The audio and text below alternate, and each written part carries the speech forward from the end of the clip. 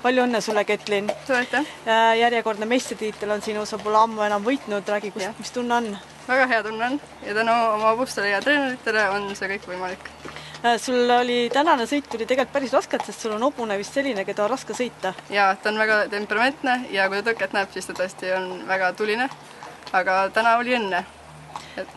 Aga räägi, sa vaatasid ka konkurendid, seal lõikasid näppu ühe pöörde peal, et millise strateegiaga sina läksid? Ma kahjuks ei näinud mitte ühtegi teise inimene sõitu, aga esimesega ma ise läksin ka alt, et teisega ma proovisingi teha rohkem puhtalt.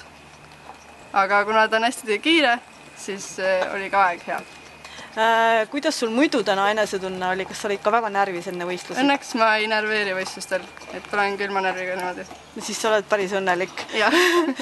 Räägi, sul on ka üks kolmas hobune tallis, et tema on veel täitsa uus, et millal sa temaga esimest korda võistlema lähed?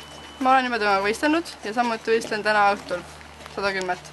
Milline tema on iseloomult ja mida sa temalt loodad? Ta on hetkel kõige rahulikum neist.